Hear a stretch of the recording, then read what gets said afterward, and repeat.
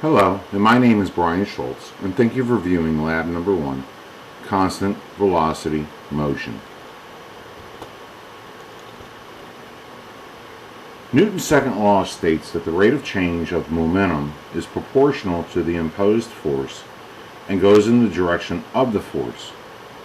Our textbook teaches us the formula for Newton's second law, which is in the form of delta P equals F sub net delta T. The purpose of our lab was to use a software package called Tracker, and it was our intention to determine if the motion of our object was reasonably close to that of a computer model. Computer modeling was accomplished through v-idle modeling software. Our initial conditions were as such. From Tracker's first frame of video, we were able to arrive at an initial velocity of 0.4545 using the formula delta P over delta T and the values shown below.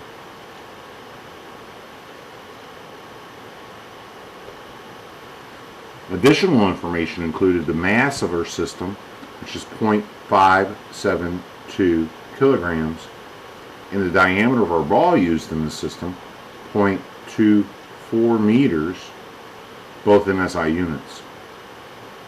In our computational model, we did attempt to change delta T from 0.01 to delta T equals 0.001.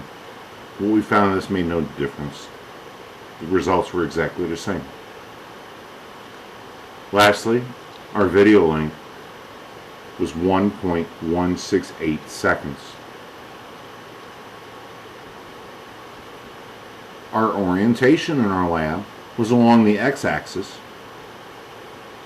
and was kept in the positive direction to eliminate negative vector values.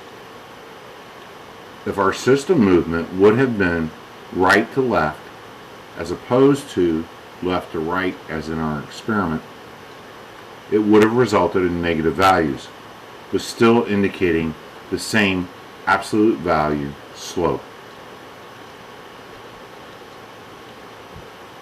F net deserves a bit of discussion. Since the net force has been set to 0, it has no impact on our modeling.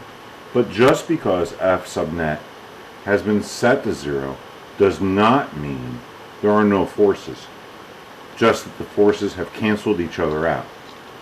So, as a result, we can ignore this value. Here we see a graph from the observation data obtained through Tracker over 36 positions.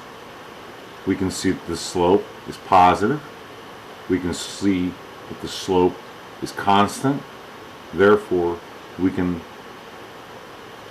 determine that it is constant velocity.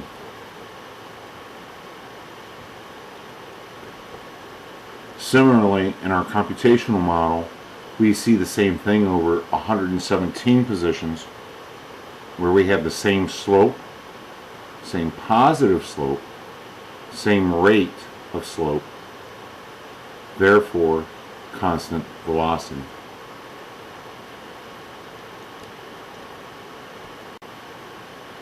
Here we see our Tracker software and the associated plot data with it as the video rolls.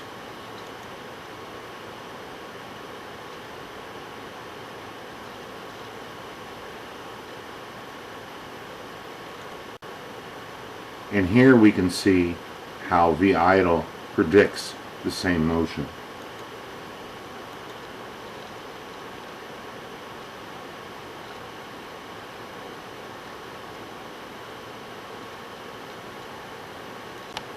In conclusion, we can say that our real-world modeling closely resembles that of our computer modeling. Thank you for watching.